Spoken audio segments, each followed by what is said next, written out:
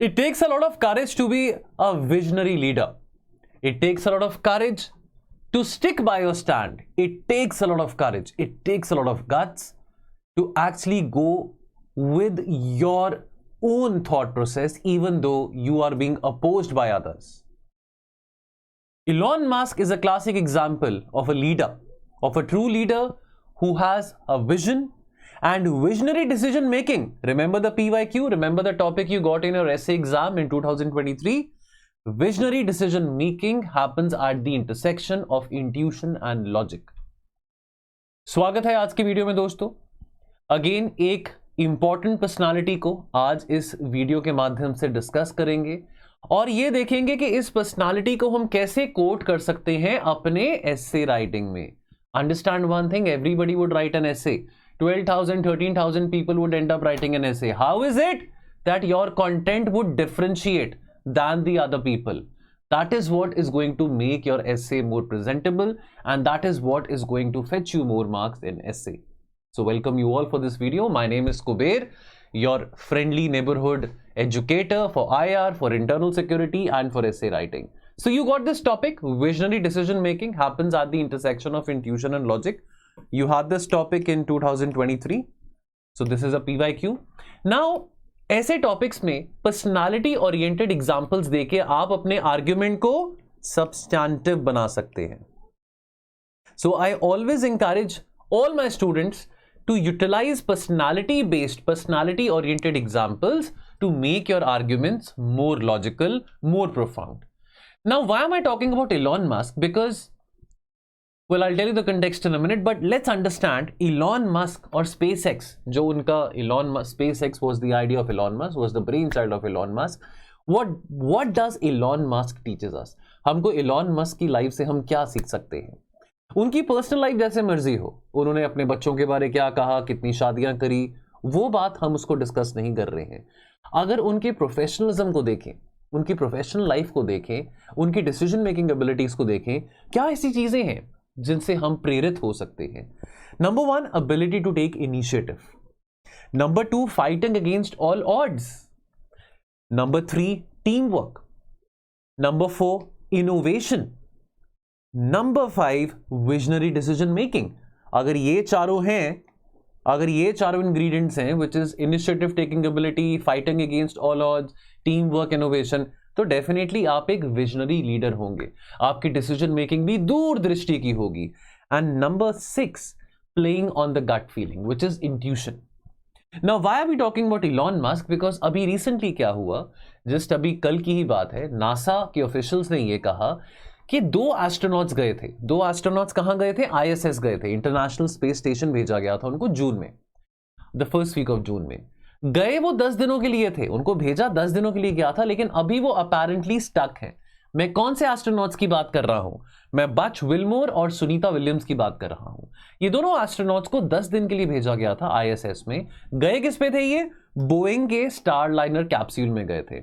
लेकिन ये जो बोइंग का स्टारलाइनर कैप्सूल है, अभी ये स्पेस में स्टक हो चुका है, जिसके कारण अभी ये दोनों एस्ट्रोनॉट्स वापस नहीं आ पा रहे हैं. तो नासा ने ये कहा है, अमेरिका की स्पेस एजेंसी ने यह कहा है कि अब वो ये सोच रहे हैं कि स्पेसएक्स का एक कैप्सूल है by the name of Crew dragon, उसके जरिए इन एस्ट्रोनॉट्स को वापस लेके आया जाएगा अर्थ पे, अमेरिका में. कब? फरवरी 2025 में. सवाल ये उठता है कि अगर क्रू ड्रैगन उनको वापस लेके आ रहा है, जो कि स्पेसएक्स की व्हीकल है, तो वो पहली बार में जब गए थे तो वो बोइंग के स्टारलाइनर कैप्सूल में क्यों गए? अब इस बात पे नासा ऑफिशियल्स ने कहा कि technically Starliner capsule was more feasible. Although ऐसा नहीं है कि क्रू ड्रैगन को पहले नहीं इस्तेमाल किया गया नासा के द्वारा to send humans to the International Space Station, वो भी करा गया था, वो आपको towards the end of the video बताऊंगा. लेकिन आपको कहना ये चाह रहा हूं कि नासा दुनिया की प्रीमियर स्पेस एजेंसी है, और नासा ने यह फैसला लिया कि वो स्पेसएक्स यानी कि नासा ने इलॉन मस्क की एजेंसी के साथ टाई अप करने की बात करी. एक टाइम था, मैं आज से 15-20 साल पुरानी बात कर रहा हूं, जब इलॉन मस्क के इस आइडिया स्पेसएक्स को सबने मॉक किया था, इतना कॉन्फिडेंस नहीं दिखाया था. अब जरूरी यह है कि जब आप इलॉन मस्क का एग्जाम्पल दे रहे हैं इन स्पेसएक्स, अब आपने इलॉन मस्क की पूरी जिंदगी नहीं लिखनी है जब आप ऐसे राइटिंग कर रहे हैं, because the essay is not about Elon Musk. The purpose of making this video is कि जब आप पर्सनालिटी ओरिएंटेड एग्जाम्पल्स दे रहे हैं अपने ऐसे को थोड़ा स्ट्रांग बनाने के लिए, सब्सटैंटिव बनाने के लिए, तो आपने कैसे आर्ग्यूमेंट्स पुट करने हैं। अब जब इलॉन मस्क की हम बात करते हैं तो हमको स्पेसएक्स याद आता चाहिए कि स्पेसएक्स उसका आइडिया था, ब्रेन चाइल्ड था, लेकिन स्पेसएक्स को मोबिलिटी और मोमेंटम मिलने में बहुत टाइम लगा था और इलॉन मस्क ने अपना सब कुछ दाव पे लगा दिया था, पूरा बैंक बैलेंस दाव पे लगा दिया था। और इलॉन मस्क को बहुत सारे लोगों ने क्रिटिसाइज किया था, कॉन्फिडेंस नहीं दिखाया था कि तेरा ये वेंचर नहीं काम करने वाला, लेकिन फिर भी Elon Musk rose to the occasion. और आज 2024 में NASA is also dependent upon SpaceX for sending astronauts into space. Now ये स्ट्रगल बहुत रियल है इलॉन मस्क की जर्नी विद स्पेसएक्स। ये टेस्टमेंट है 3 चीजों के लिए, परसिवरेंस, विजन और विलिंगनेस, कि भाई मैं फेलियर को एम्ब्रेस करने के लिए रेडी हूं। अगर मैंने सक्सेसफुल होना है तो मेरे को फेलियर को एम्ब्रेस करने के लिए रेडी होना पड़ेगा। अगर मैं पहली बार, दूसरी बार, तीसरी बार नहीं भी कामयाब हो पाया, कोई बात नहीं, but I am willing to embrace failure. और मेरा क्या जाएगा, ज्यादा से ज्यादा मैं फेल होऊंगा, लेकिन इस बात का रिग्रेट नहीं होगा कि मैंने ट्राई नहीं किया। तो इलॉन मस्क ने कुछ ऐसे ही विचारधारा के साथ अपने इस स्पेसएक्स इनिशिएटिव को लॉन्च किया। तो इलॉन मस्क ने इसकी स्थापना 2002 में करी थी और उसका एक ग्रैंड मिशन था, एक विजन था और एक मिशन था कि स्पेस के ट्रांसपोर्टेशन कॉस्ट को रिड्यूस करना है और कैसे लोगों ने अगर मार्स तक जाना हो तो कैसे वो मार्स तक जा सकते हैं और कैसे मार्स में नई कॉलोनीज बनाई जा सकती हैं कि कल को जाके लोग छुट्टियां मनाने के लिए मार्स के ग्रह तक जा सके। लेकिन ये रास्ता आसान नहीं था। पहली बात तो इतना बोल्ड स्टेप उठाना, एक ऐसे एरिया में एंटर करना जहां पे बहुत ज्यादा स्ट्रॉन्ग होल्ड नासा का था। तो क्या आपको लगता है कि अमेरिका में private sector participation space sector में बहुत सालों से चलता आ रहा था? नहीं, it is with the initiative of people like Elon Musk कि अब प्राइवेट सेक्टर भी बहुत सिग्निफिकेंटली अमेरिका की स्पेस इकोनॉमी को कंट्रीब्यूट कर रहा है। बात यह है कि यह रास्ता बहुत मुश्किल था। हम कह रहे हैं कि इलॉन मस्क एक विजनरी डिसीजन मेकर है, लेकिन ये रास्ता स्पेसएक्स का इतना आसान नहीं था। जो शुरुआती साल थे, जो अर्ली ईयर्स थे वो marked by significant challenges, particularly if we talk about the development and testing of the Falcon 1 rocket. जो पहले 3 लॉन्चेस थे Falcon 1 रॉकेट के 2006 से लेकर 2008 के बीच में, they ended in failure। यहां तक कि इलॉन मस्क की कंपनी बिल्कुल कंगाल, बैंकरप्ट हो चुकी थी। इलॉन मस्क ने अपना सारे के सारा धन संपत्ति लगा दिया था स्पेसएक्स को सक्सेसफुल बनाने के लिए, और जैसे जैसे हर एक मिशन फेल होता रहा वैसे वैसे उनके ऊपर प्रेशर भी बढ़ता रहा। अब यहां पे 2 कोट्स मुझे याद आती हैं, जो कि अगेन 2 कोट्स जिनको हम अप्लाई कर सकते हैं रिलेटेड टू इलॉन मस्क, या अगर आपको ऐसी कोट पूछी जाती है ऐसे में तो इस कोटेशन से रिलेटेड आप इलॉन मस्क के एग्जांपल को भी दे सकते हैं। तो आज के इस वीडियो में 3 कोट्स हमने कवर करी हैं, एक विजनरी डिसीजन मेकिंग वाली, दूसरी the wound is the place where the light enters you, एक बहुत ब्यूटीफुल सेइंग है रूमी के द्वारा, और महात्मा गांधी कहते हैं स्ट्रेंथ फिजिकल कैपेसिटी से नहीं आता है, it comes from an indomitable will. Again, ये दोनों quotation is also very relevant to the example of Elon Musk. Also, the visionary decision making quotation is also very relevant to the example of Elon Musk. Purpose मेरा ये है, ये ऐसे made easy series के videos में आपको ये बताने का that दोस्तों पर्सनालिटी ओरिएंटेड एग्जाम्पल्स को इस्तेमाल करना सीखो। केवल ये मत लिखाओ कि विजनरी डिसीजन मेकिंग से हमको इलॉन मस्क की याद आती है। सिर्फ नाम नहीं लिखना, सब्सटैंटिवली बताना है कि ऐसा उन्होंने किया क्या था जिसके करके उनको आप एक विजनरी डिसीजन लीडर कह रहे हैं, या उनको आप महात्मा गांधी के कोट के साथ रिलेट कर रहे हैं। नाउ जो चौथा लॉन्च हुआ था 2008 में हुआ था स्पेसएक्स का फाल्कन 1 रॉकेट का, और ये मेक और ब्रेक मोमेंट था कि भाई अगर ये फेल हुआ तो भाई सब कुछ खत्म, क्योंकि इलॉन मस्क ने सब कुछ लगा दिया था, पूरी कंपनी दाव पे लगा दी थी, अपने पर्सनल असेट्स दाव पे लगा दिए थे। But thankfully, luckily for Elon Musk ये एक सक्सेसफुल मिशन था। केवल लक ने यहां पे रोल प्ले नहीं किया दोस्तों, ये बात को समझो, केवल लक ने यहां पे रोल नहीं प्ले किया, उसका हार्ड वर्क, उसका इंट्यूशन, उसकी गट फीलिंग और उसका परसिवरेंस ने भी बहुत बड़ा रोल प्ले किया था। और ये पहली बारी हुआ कि एक privately developed liquid propelled rocket orbit में पहुंचा, लिक्विड प्रोपेलेंट रॉकेट ऑर्बिट में पहुंचा, और इस कामयाबी ने स्पेसएक्स को अलाउ किया कि वो और आगे जाके नासा से और बड़े बड़े कॉन्ट्रैक्ट साइन कर सके। तो जो पीछे पैसे जो इलॉन मस्क के जो लगे, जो दाव पे लगाए, जो कि मुनाफे में नहीं रिजल्ट हो पाए, लॉस हुआ, नुकसान हुआ, अब वो पैसे की भरपाई कैसे हो सकती है भाई? अब स्पेसएक्स ने वो कर दिखाया है जो कि किसी भी और प्राइवेट सेक्टर एंटिटी ने नहीं किया था। और अब आगे जाके क्या होगा? आगे जाके ऑफ कोर्स नासा भी कॉन्फिडेंस प्रकट करेगा in the abilities of SpaceX, in the abilities of the rockets and the rovers of SpaceX, and therefore NASA की तरफ से बहुत बड़े कॉन्ट्रैक्ट मिलेंगे, और therefore that will also given the financial stability which was required to continue operations for this company. लेकिन struggle यहां पे खत्म नहीं होती है। Developing the Falcon 9 rocket and the Dragon spacecraft required overcoming numerous technical and financial hurdles. आज cutting to the present, आज SpaceX एक मेजर प्राइवेट सेक्टर प्लेयर है इन स्पेस एक्सप्लोरेशन, जिसने कितने सारे रीयूजेबल रॉकेट्स का इस्तेमाल करके मिशंस को लैंड करवाया है, लॉन्च करवाया है। और नासा के जो क्रूड स्पेस मिशंस हैं, यानी कि नासा के जो ह्यूमन स्पेस मिशंस हैं, उसमें भी SpaceX बहुत सिग्निफिकेंटली कंट्रीब्यूट कर रहा है।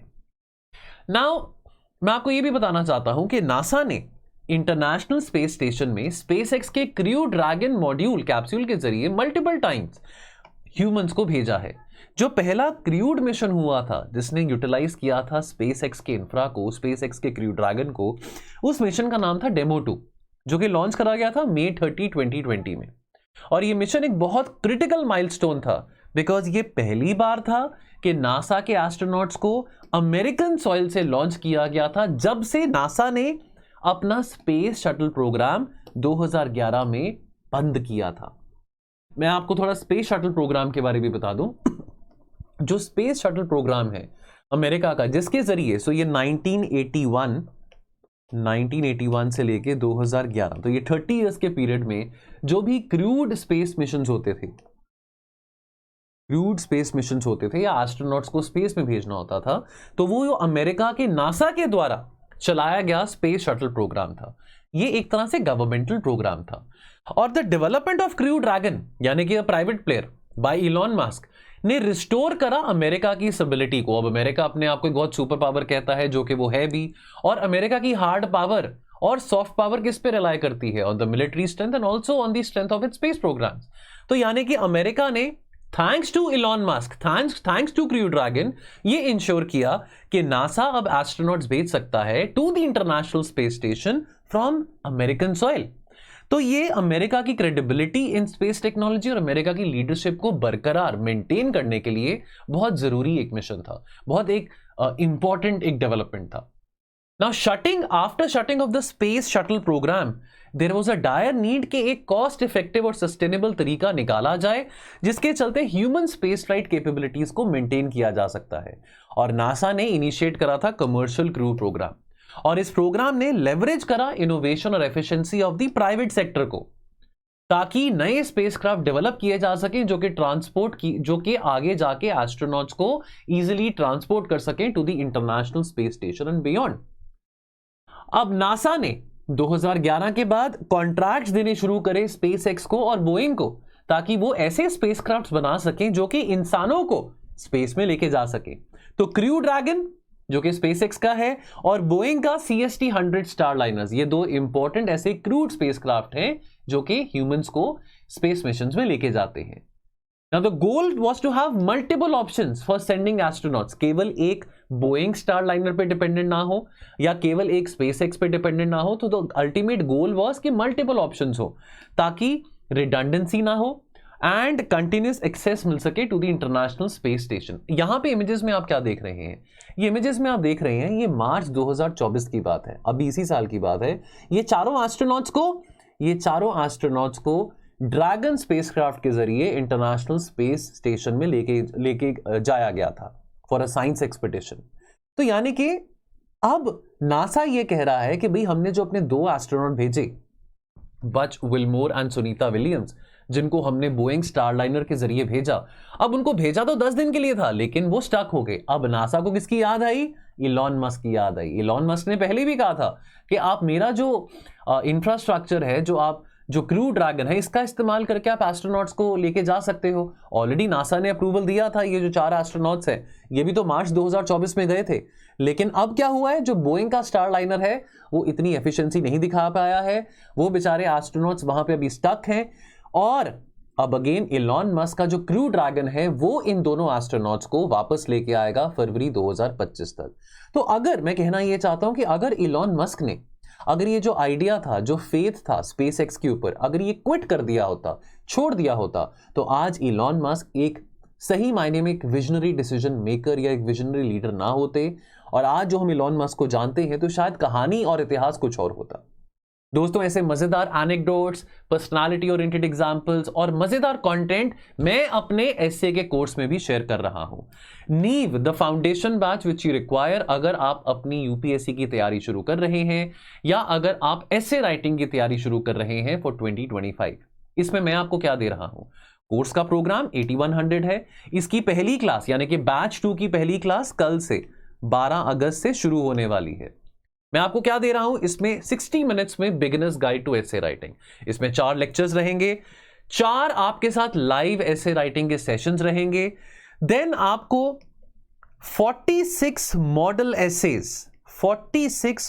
Essays in the form of video solutions and in the form of PDF आपको मिलेंगे, in the form of the content lectures and in the form of the 3 FLTs and 2 sectional test, जो कि आपके मैं conduct करूंगा।